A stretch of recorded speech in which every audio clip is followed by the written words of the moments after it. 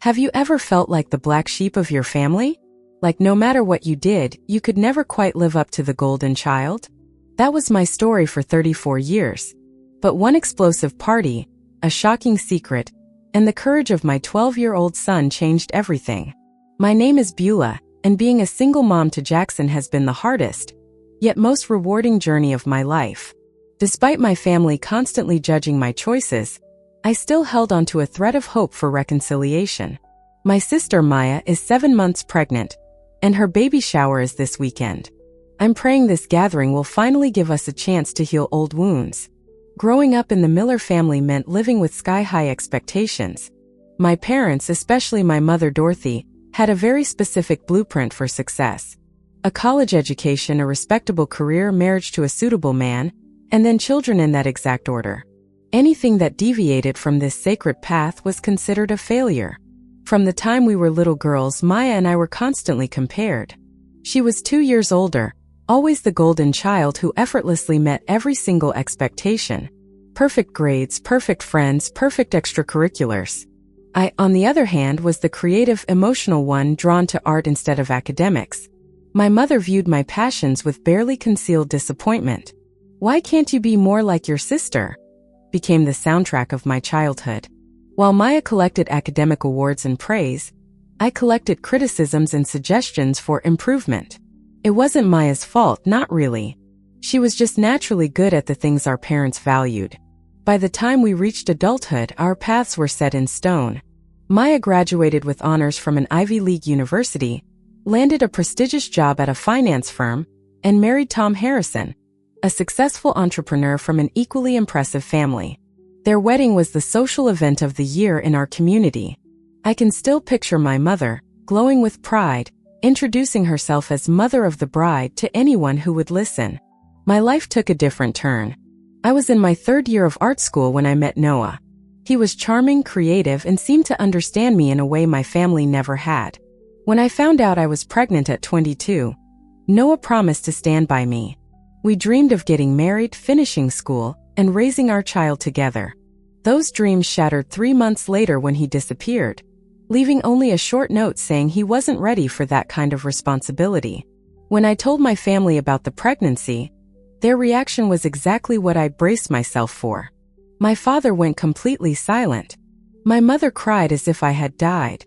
And Maya just looked at me with a mix of shock and superiority.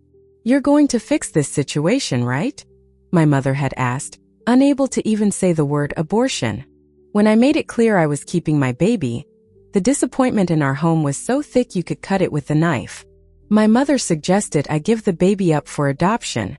"You can still have a normal life," she insisted. "You can still find a good husband who won't hold this mistake against you." But Jackson was never a mistake to me. From the moment I felt him kick, I knew I would do anything to give him a good life, with or without my family's approval. I finished my degree online while pregnant, taking extra courses so I could graduate before Jackson arrived. After he was born, I started my career as a freelance graphic designer, taking any project I could do from home while caring for my newborn. It wasn't easy. There were nights I cried from pure exhaustion and days I wondered if I'd made the right choice. But I never, not for a second, regretted having my son. Over the years, I built a solid career and a strong reputation. Now I have a list of loyal clients who appreciate my creativity and professionalism. We live in a cozy 2-bedroom apartment that I've turned into a warm, artistic home. Jackson is thriving in school, especially in science and creative writing. He's a sensitive, thoughtful kid with an uncanny ability to read people's emotions. My relationship with Jackson is the thing I'm most proud of in my life. We're a team. He knows the story of his father in age-appropriate version, of course. And while he sometimes asks questions, he's never seemed to feel incomplete without Noah in his life. I've made sure to surround him with positive male role models, like my art mentor, Frank, and my cousin David, who often takes Jackson camping. My relationship with my family, however, remains strained. I see them on major holidays and for the occasional family event, but the air is always thick with tension. My mother still introduces me with subtle disclaimers. "This is my younger daughter, Beulah. She's quite the artist." The emphasis always seems to suggest that being an artist is somehow less than whatever Maya is. Speaking of Maya, Our relationship has grown more distant over the years. She climbed the corporate ladder with lightning speed, eventually becoming a vice president at her firm. Tom's business ventures flourished, and they moved into a sprawling home in an exclusive neighborhood. They traveled, they renovated, they lived the perfect life my parents had always dreamed of for their daughters. The last time I saw them was at Thanksgiving about 6 months ago. That was when Maya announced her pregnancy. Everyone was ecstatic. My mother cried tears of joy. My father opened a ridiculously expensive bottle of champagne, and relatives called all day to congratulate them. In the middle of all the celebration, I caught Tom staring at his phone with a strange, unreadable expression. When he noticed me watching, he quickly pocketed the device and rejoined the conversation with a forced smile. Something was off about him that day. He seemed distracted, constantly stepping outside to take calls. At one point I overheard him whispering, "I can't talk now. I'll call you tomorrow." When he came back inside, his smile looked like it was painted on. I didn't think much of it at the time. Tom was a busy businessman after all. But something about his demeanor stuck with me, a feeling I just couldn't shake. The call from my mother came on a Tuesday afternoon. Seeing her name on my phone always sent a jolt of mixed hope and dread through me. "Hello, Mother," I answered, trying to keep my tone neutral. "Beulah," she replied, her voice already carrying that familiar edge of disapproval. "I'm calling about Maya's baby shower this Saturday. It starts at 2 p.m. at her house." It wasn't an invitation, more like a summons. "Thanks for letting me know," I said. "Jackson and I will be there." A sharp pause. "Oh, you're bringing Jackson? I thought perhaps you could find a sitter. These events are really more for the women." "Jackson is family," I replied firmly, "and he's looking forward to seeing everyone." My mother sighed, a sound of weary resignation I knew all too well. "Well, if you must, please make sure he's appropriately dressed. And you too." "Of course.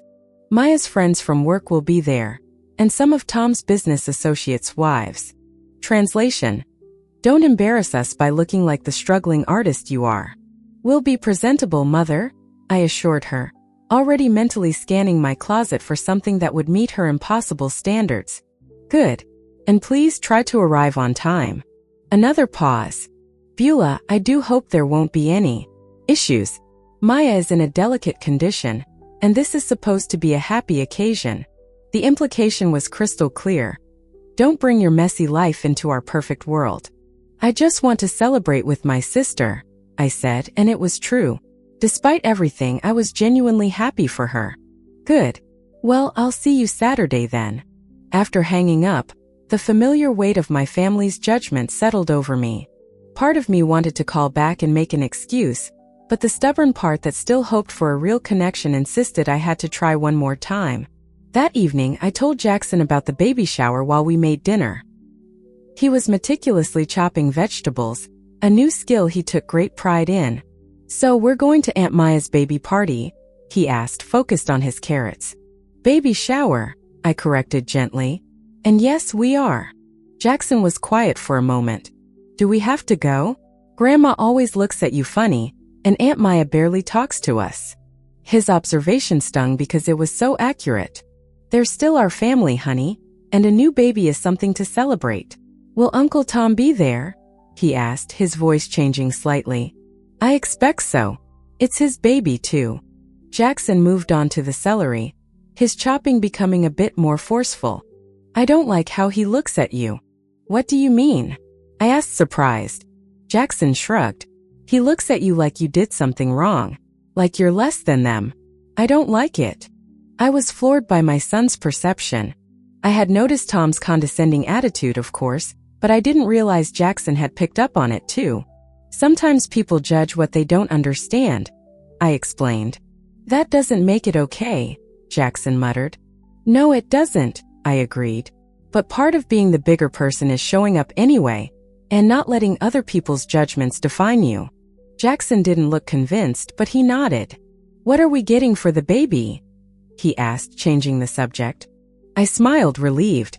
I was thinking of that beautiful, handmade organic cotton blanket set from the artisan at the farmer's market. "The one with the birds embroidered on it?" Jackson asked, brightening a little. "That was cool."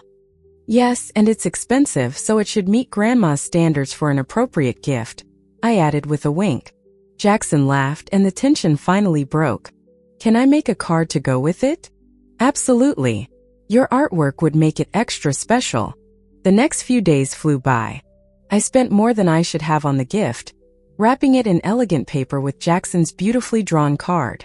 I also splurged on a new conservative but stylish dress for myself. The morning of the shower, Jackson was unusually quiet, staring intently at his phone. Everything okay, buddy? I asked. He jumped, quickly putting his phone down. Yeah, fine. You sure? You seem a bit distracted.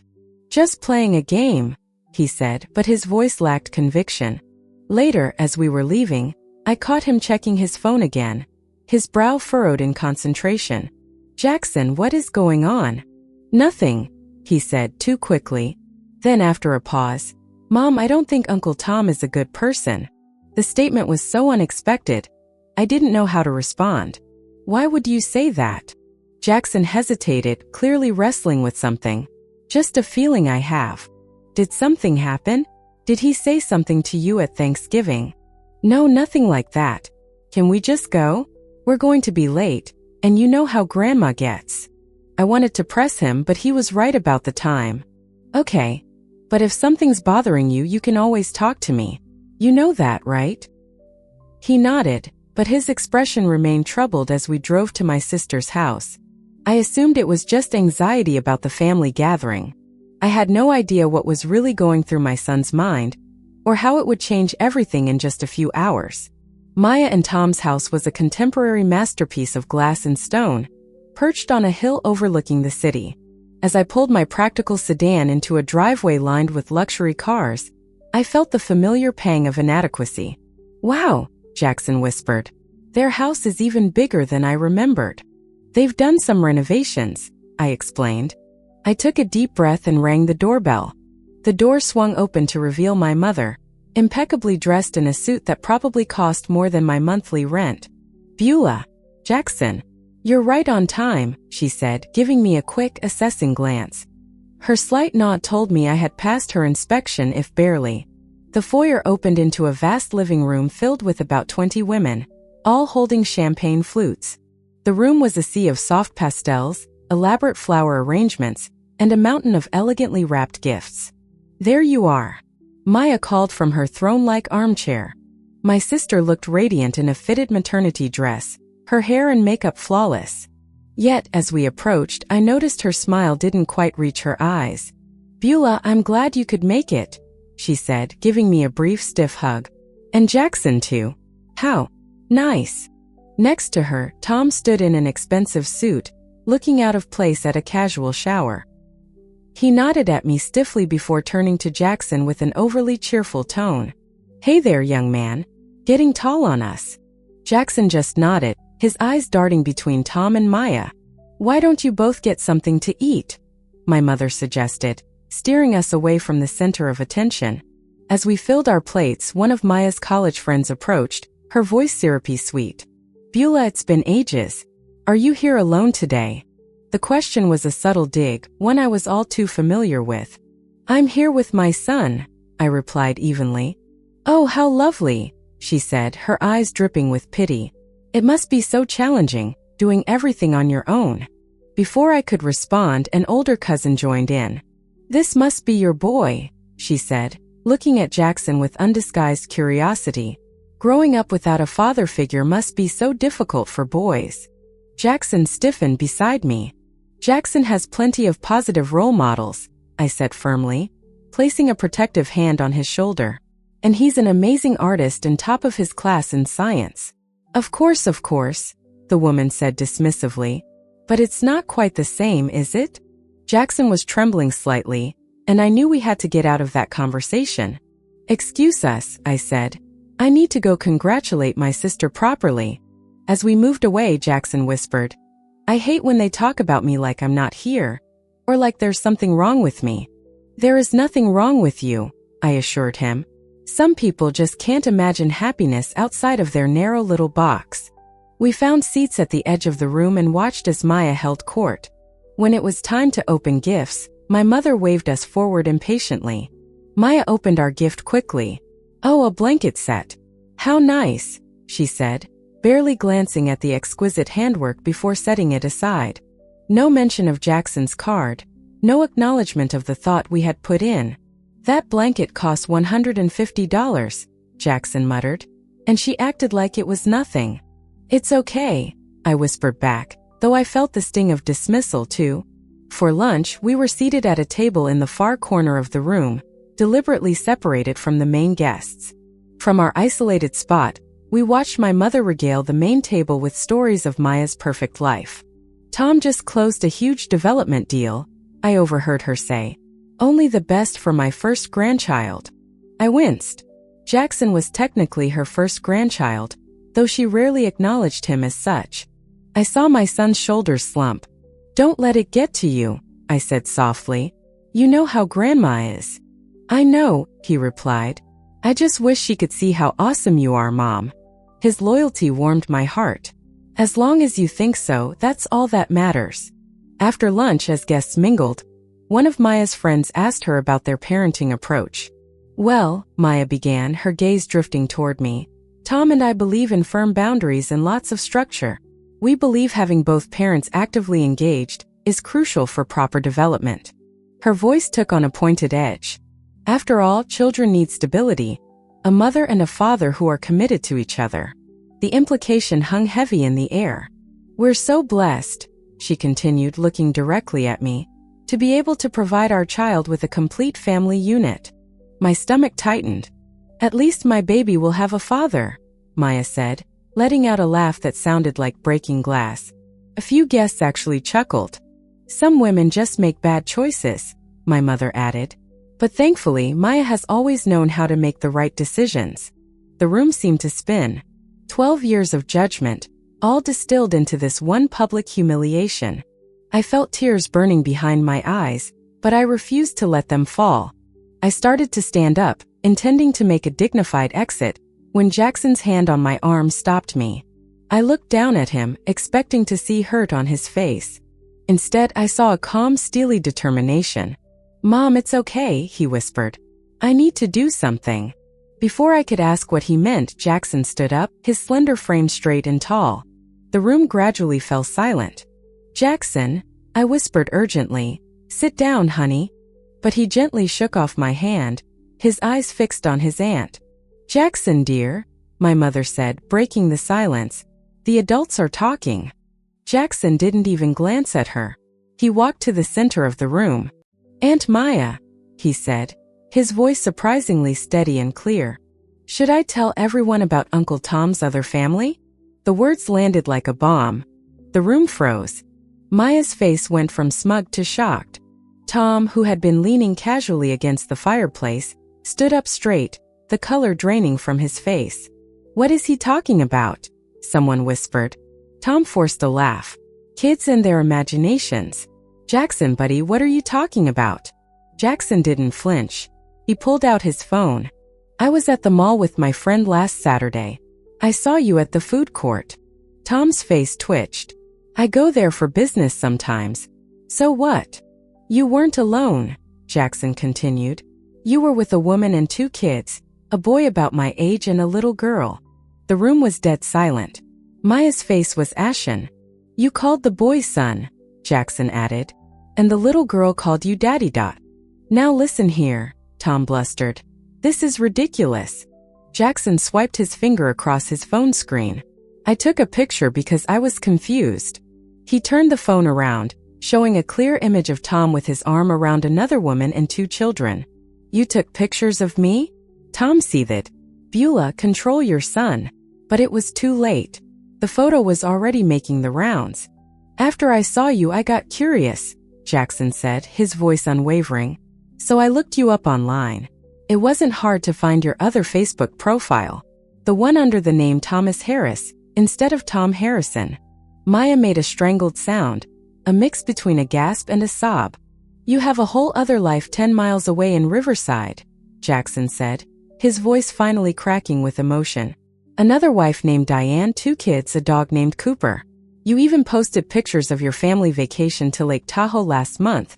when you told Aunt Maya you were at a business conference. This is absurd. Tom sputtered, but his protest was weak. I have the address too, Jackson said quietly. 722 Oakwood Drive. The blue house with the red door. That final detail seemed to break Tom. He turned to Maya with pleading eyes. Maya, baby, I can explain. But Maya was beyond hearing. Tears streamed down her face. My mother had collapsed into a chair, her face a mask of disbelief. The perfect family she had paraded for so long was disintegrating before her eyes. Jackson turned to me, his young face a mixture of pride and uncertainty. I'm sorry, Mom. I know you told me to be polite, but I couldn't let them keep being mean to you when Uncle Tom is the one living a lie. I pulled him into a fierce hug, overwhelmed with shock and pride. It's okay, I whispered into his hair. You did nothing wrong. The next 30 minutes were chaos.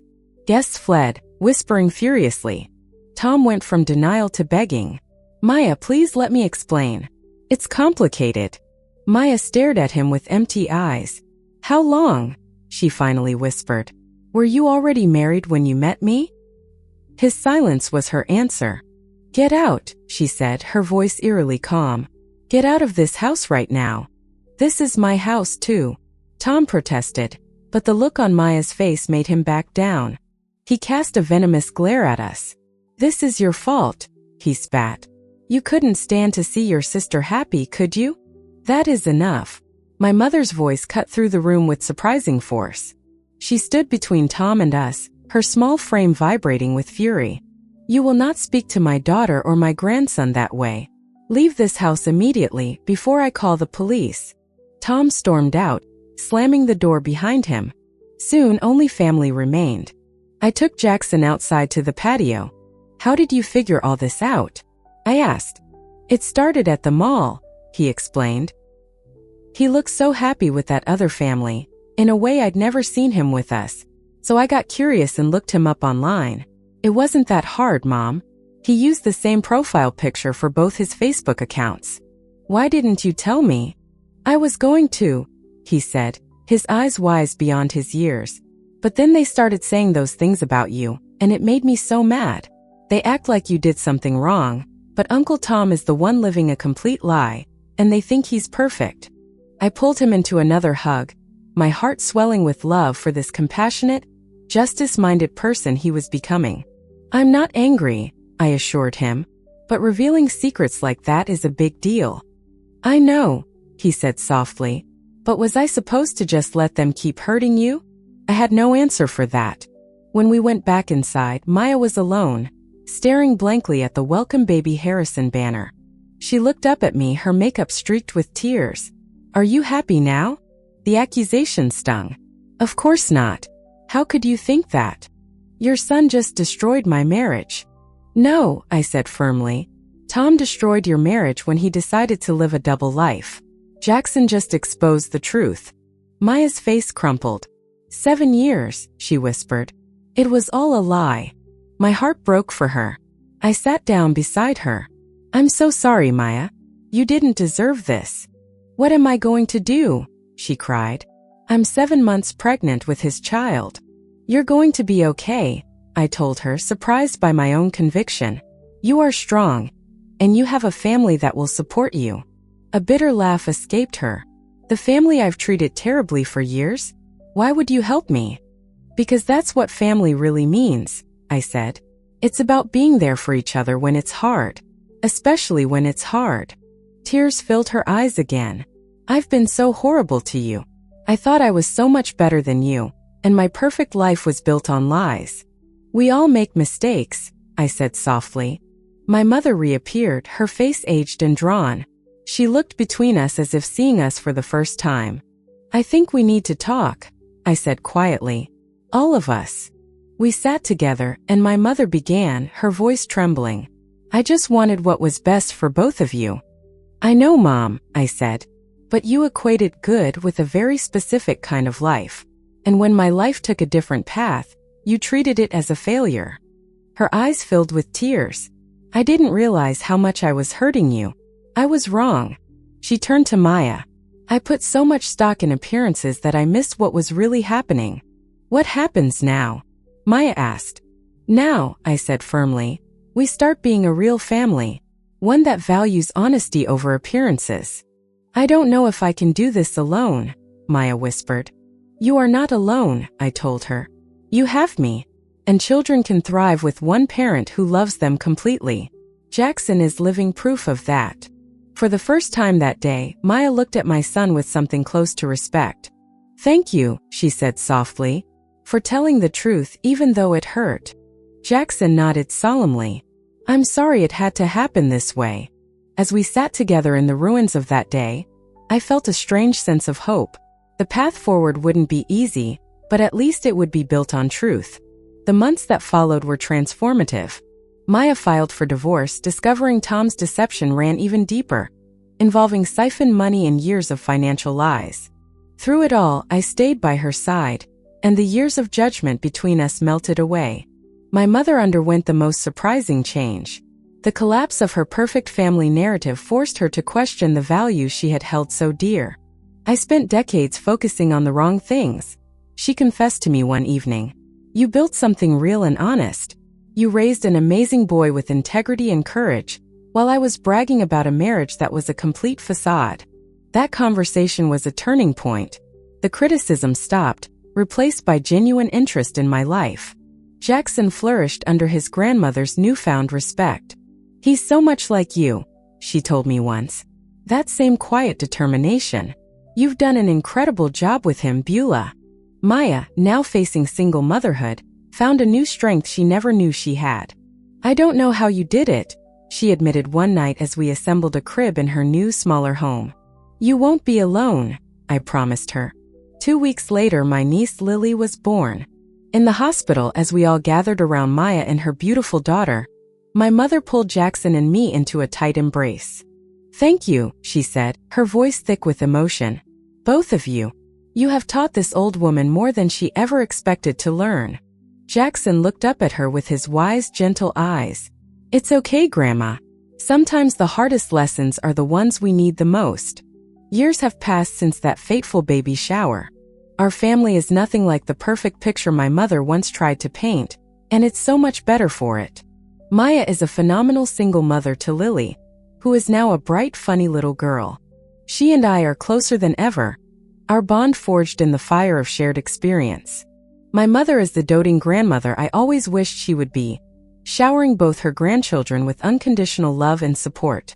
And Jackson, my incredible son, is now a teenager with a heart of gold and a fierce sense of justice.